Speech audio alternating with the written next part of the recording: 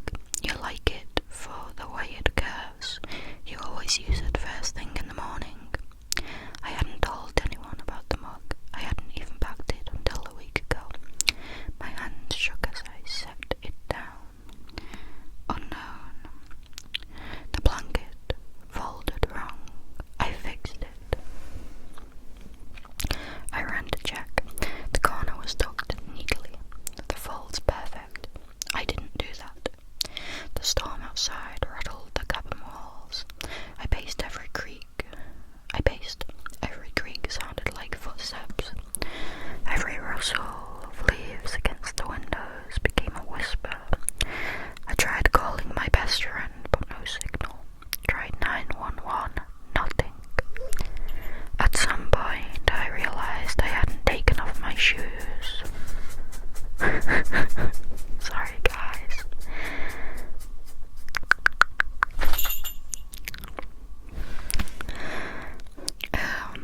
I set them down. When I returned 5 minutes later, they were angled differently, toes pointing toward the center of the room.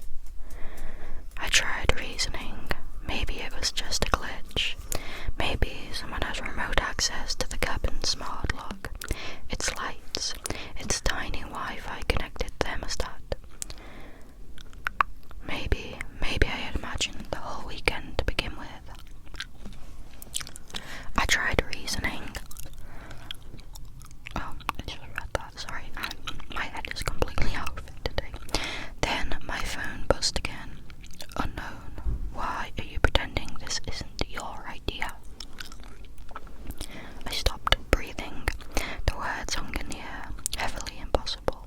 My own thoughts twisted into unfamiliar shapes. Did I subconsciously invite him here? Did I want this? I fled to the bedroom, pulled the blanket over my head, shaking.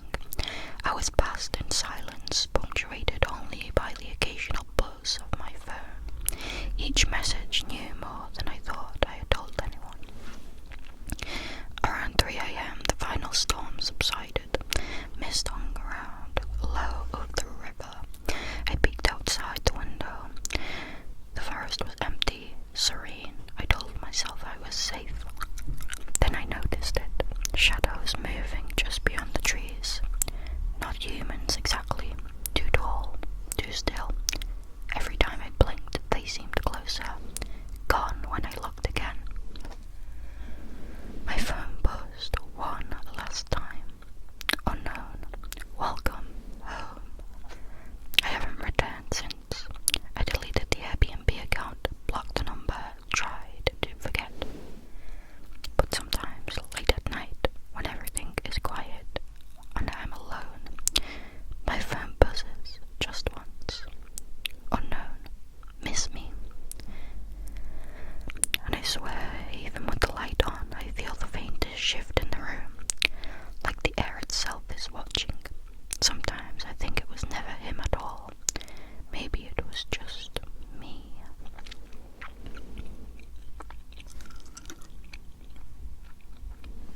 Okay. It's definitely creepy. That would make me feel like I was having a mental break. This next story is by With Chess Ghost.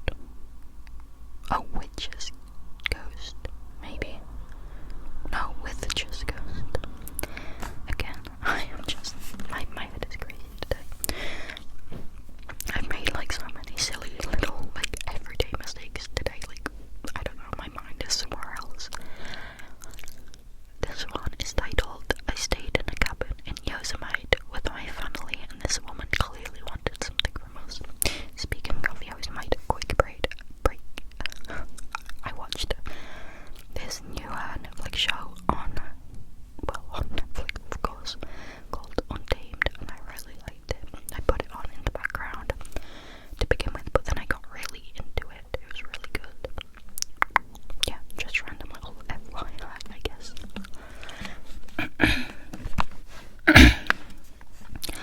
Everyone loves a ghost story, but living through one is a lot spookier than hearing one. I say ghost because I don't know what it could have really been. I can tell you it was some kind of woman, but that is about it. It was summer of 2020.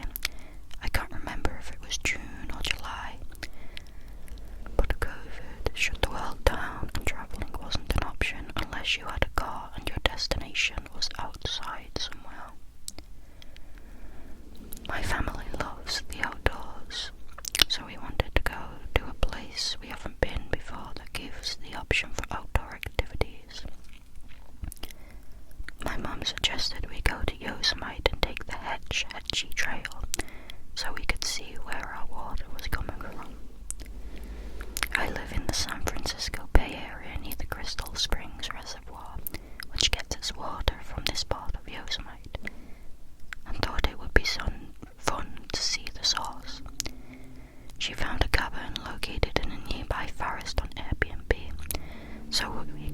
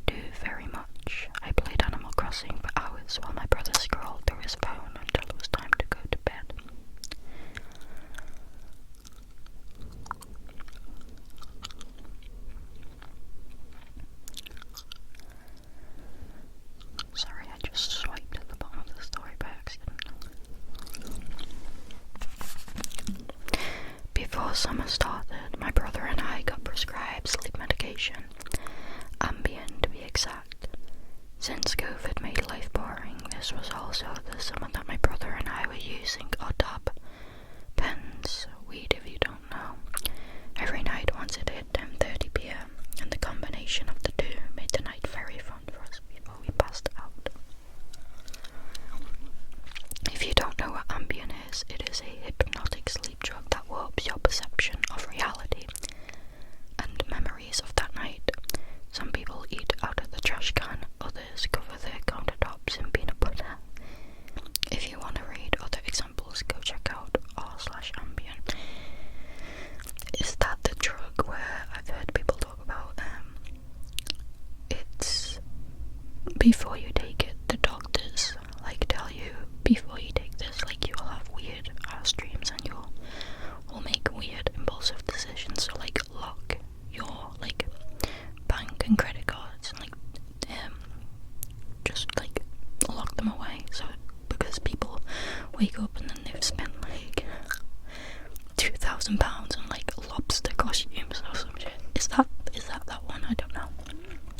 Anyway, sorry, let's move on. The following day we went on the trail and it was amazing, but also very hot, so we were exhausted by the time we got home. We had dinner, everything was going according to our schedule, and at the end of the night at 10:30 p.m, my brother and I followed our nighttime drug routine and eventually lay down to sleep. This is where it got weird. I turned to my left so I was facing the wall and away from my brother. My eyes were heavy and I was blinking myself to sleep, but right before I closed my eyes to fully fall asleep, I noticed something dark at the foot of my bed. The room was dark, but the window had no curtain, so there was a bit of light shining into the room from the moon.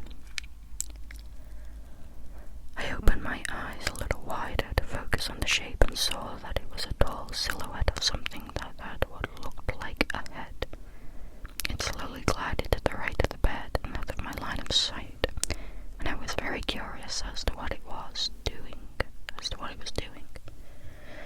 I didn't take any of this seriously because I had convinced myself I was imagining things due to the drugs I was using, even though neither had made me hallucinate before, but I still turned my body to lie on my back. I didn't open my eyes fully because I was a little bit spooked, since drugs or not, dark figures in your room are things you see in horror movies. My eyes were lightly cracked open so I could see,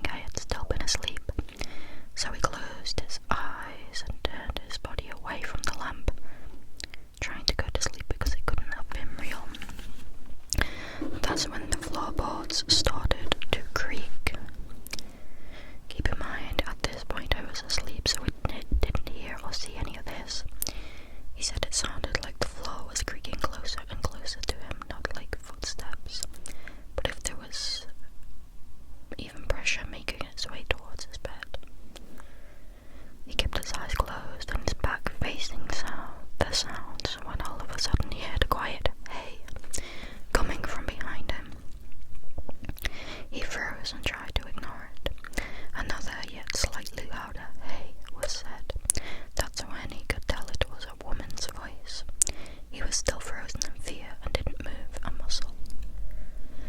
He waited a few seconds before he heard the drawer of the nightstand being played with, so he mentally counted down from 10 before opening his eyes and turning to look in the direction of the noise. Nothing was there. After we had told each other our points of view from that night, we rushed downstairs to the kitchen where our parents were making breakfast. My brother and I loved haunted, scary and horror-related things, so with a hint of excitement alongside the fear, we told them the cabin was haunted.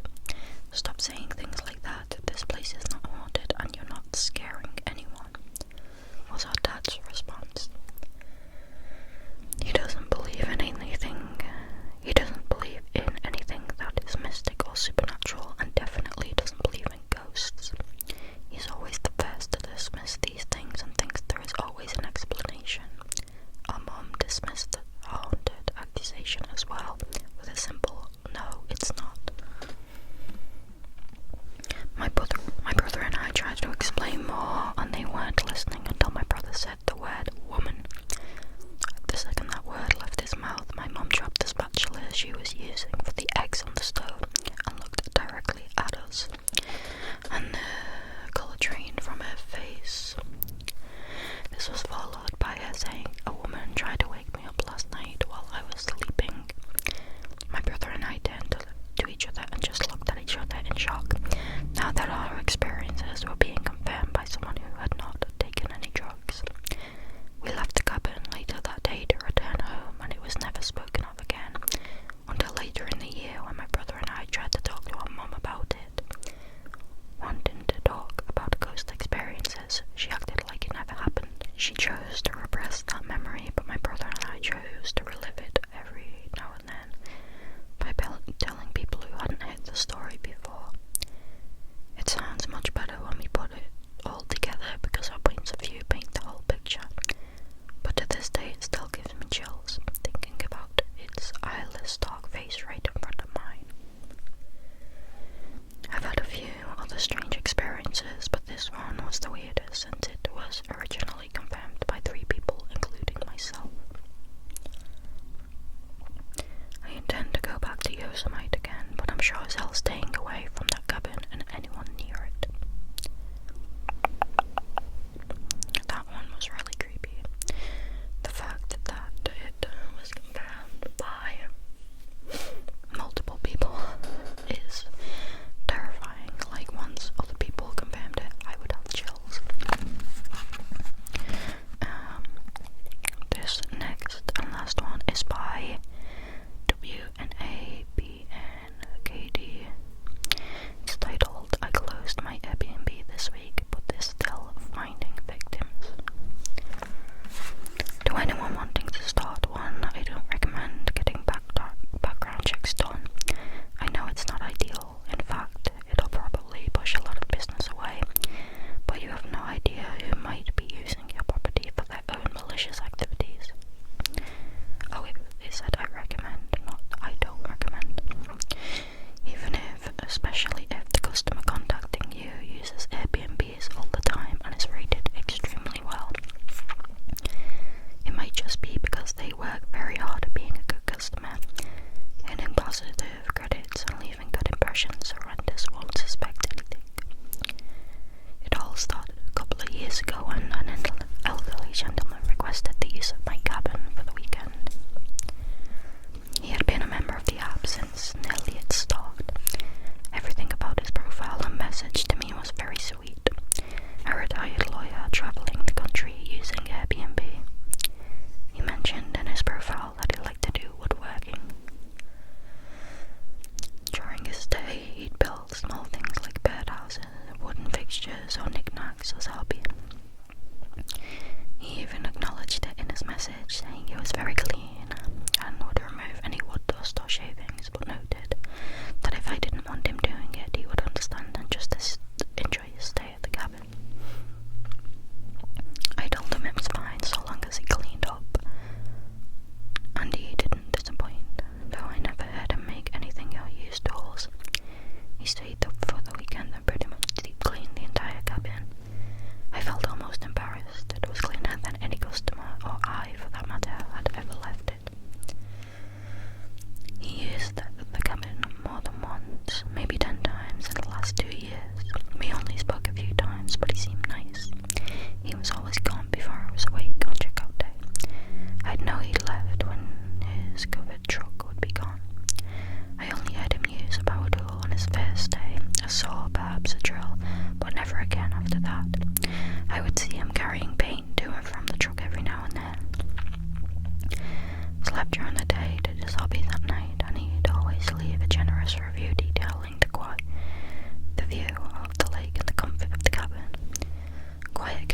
was always guaranteed a 5-star review and free cleaning. He always mentioned how pretty the lake was. It's beautiful, Lucy, and you don't ruin it with boating or swimming. It's perfect. Instead of disrupting such a peaceful area with soaring and drilling, I'll use my time here to paint what projects I already have done. That we could agree. The lake was special to me. It wasn't very big, not for boats at least, and the algae kept people from swimming in it, and I liked that. It was untouched by human invasion and was most naturally vibrant. I could stare at it for hours. I decided not to keep it to myself and opened a small cabin beside it as an Airbnb so everyone could enjoy it. When people are here, I'm sure to let them know that they don't have to be a stranger and can come say hi, but I'll leave them alone in case they just want a private getaway. I'll get couples on vacation or honeymoons, a single person just trying to get away from it all, and on occasion a few 20-somethings wanting to party. It was business as usual until the girl staying by herself one weekend told me she heard something in the cabin. It was strange, and I don't mean to be rude, but it sounded like a shuddering noise, like a camera. I was immediately taken aback. I have no cameras or security besides the locks on the doors and windows, so we went down there together. We checked every inch of the small cabin and even stood in silence, waiting for the sound to happen again. No cameras shuddering or lenses flashing, but I reassured her I would never spy on people and offered a partial reimbursement for her discomfort. She seemed to believe me and then apologized, unsure if she heard anything at all. Then suddenly, at about 2 in the morning, she left. I checked the cabin in the morning, but everything seemed fine. I expected a horrible review the following week, but no review was posted. Instead, what I saw was worse. Her name in the newspaper. A week later, she was reported missing. An interview with the police and her father stated that she went missing on May 7th, a week after a stay at my cabin. She called me up after leaving a cabin she rented last weekend. She said she felt like she was being watched. We talked about it, thought maybe she might be smoking too much of the green stuff, but called me a day or so later, said she still felt like someone was watching her at her apartment now. I told her she could come stay with us, but she said she'd be fine. Then I didn't hear from her for a while, and when I went to go check on her, the apartment was empty. The article continued to detail how the door was forced open and signs of struggle showed a clear kidnapping. My hands trembled, the newspaper in front of me. Our small town never received news like this. I set the paper down and started to brew a pot of tea, praying that they would find that sweet girl. I took on the steaming cup of tea down to the cabin and sat on a bench by the lake. I glared at the cabin, wondering if I should go look around. I think the article really got to me. I thought about finishing the rest of the newspaper, but I feared it would make me sick to see the headline again. I looked over the water instead, taking in the view of the small lake and surrounding forest. No one besides me knew, but when the morning sun hit the water just right, you could see right through the bottom of the lake. A collection of beautiful reflective rocks would shine the dancing light back to the surface, and so what drew me to buy the property in the first place. It was so peaceful. Over the next dozen months, tenants came and left, but the cases of missing persons grew. I couldn't believe my eyes. Our small forest community was having a real issue. 13 people went missing from our area. I began to take matters into my own hands and messaged a collection of Airbnb renters in town. Maybe I was being a nosy neighbour with too much time on their hands, but I thought someone might have seen something. I started a conversation on Messenger with everyone, but no one had anything to report. The last people to use my cabin were a group of college kids spending the weekend partying. They were a bit loud, playing music I didn't understand and shouting all sorts of things, but I gave no complaint. Sometimes a quiet place needs a bit of excitement to better appreciate its normally peaceful setting. I woke the next morning and sat on my porch, steamrolling up a cup of tea cusped in my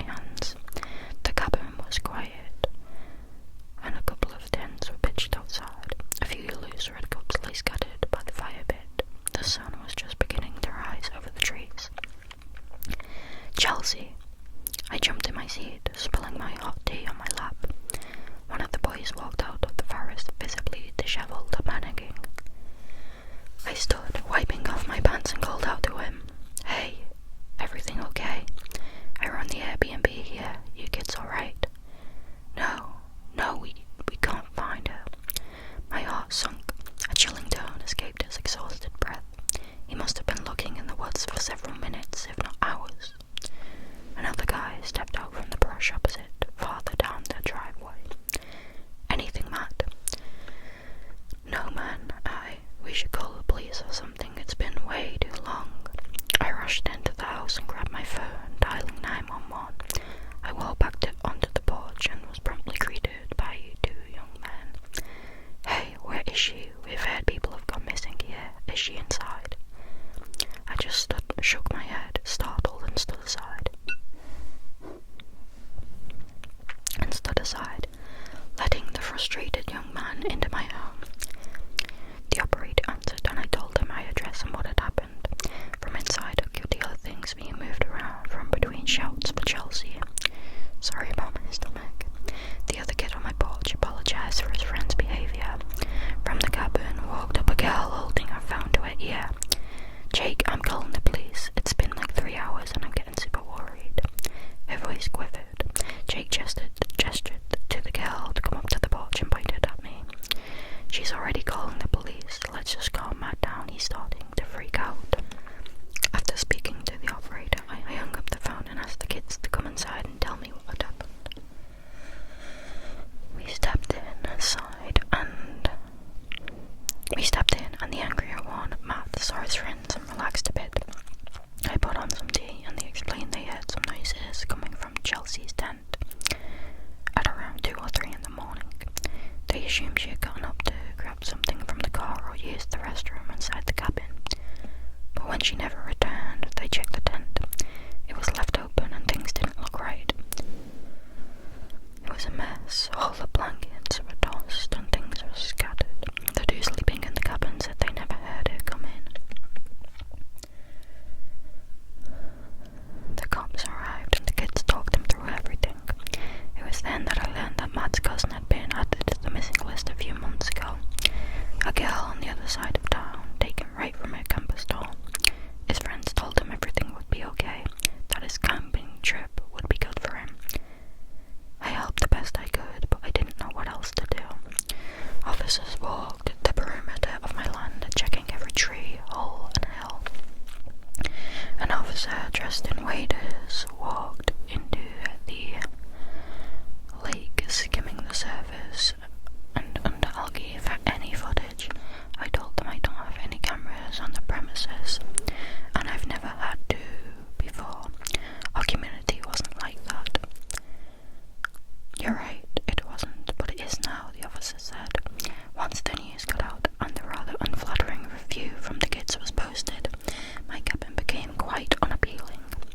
I looked back at the group chat that night with the Airbnb owners, and they were all abuzz. It was like they forgot I was the one who started the group chat in the first place. I can't believe it. If that were my place, I'd be finished. "Do you think she did it?" the owner. "Oh my god, could you imagine?" "Do you think she did it? Really?" I was mortified. I couldn't believe what I was reading. I quickly typed a message. "Hey guys, Lucy here. I can't believe what happened either. I'm still in shock myself and I hope they find that girl." Post. The thread went silent. I could see chat bubbles begin typing, then stop. One by one the profile bubbles dropped down, showing that people had seen my comment. But no one said anything. Overwhelmed, I put the phone down and cried. I couldn't imagine how people might think I'd do something like that. It took nearly the whole night to calm myself down. I had to remember that I had never met those other owners before, and they don't know me either. It's just a scary news headline, a worried community, and the fact that I started the group chat, and that girl was taken here. At my cabin, I didn't look at my phone for the rest of the night. I had a cup of tea and went to bed.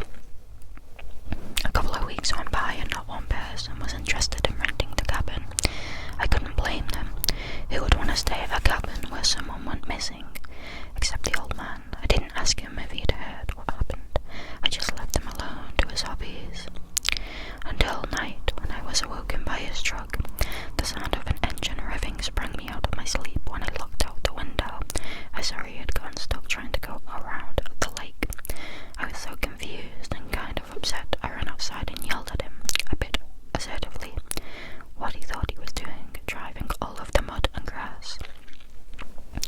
He slammed the gas, forcing his truck out of the dirt, and drove toward the house, stopping at the driveway.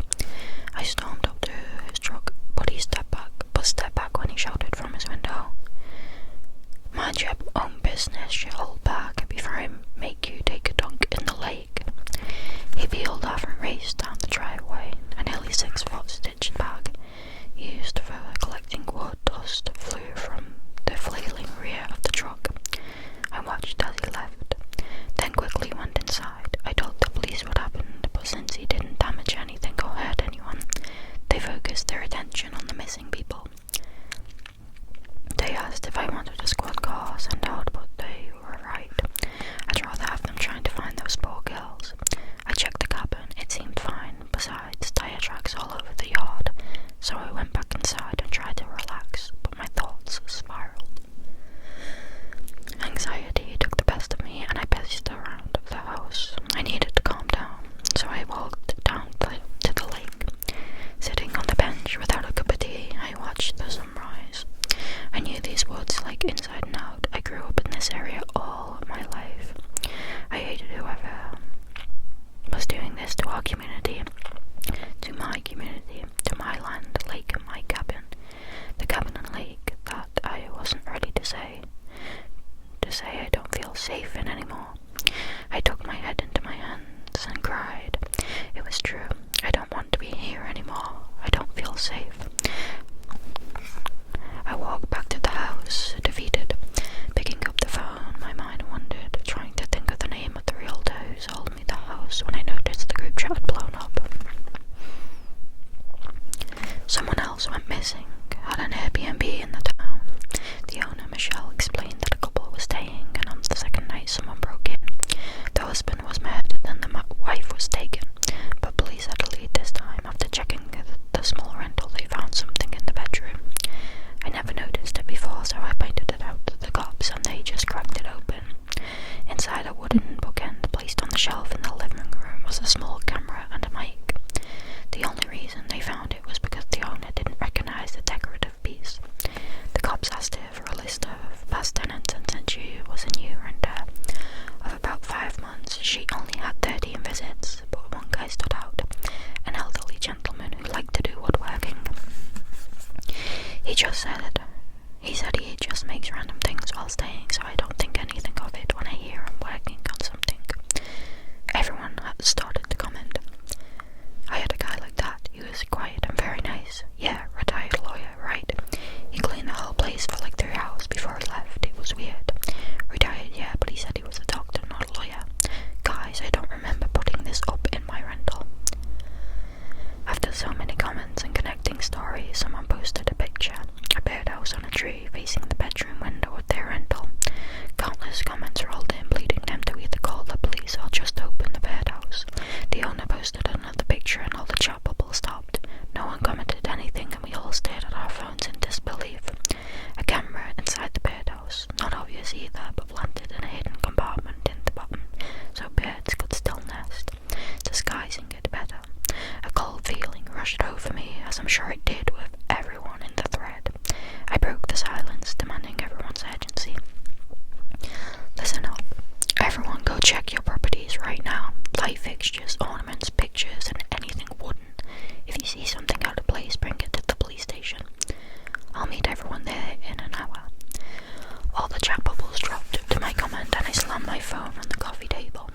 I ran out to my property and began tearing it apart. I couldn't find anything, and I even broke multiple furnishings in the process. I was confident I had bought everything in there, but just to be sure, I broke all of it. An hour passed, and I decided to head to the police station. I walked past a small gathering of people holding knickknacks, clocks, and just small cameras in general. Everyone had been booked. The police connected every Airbnb owner.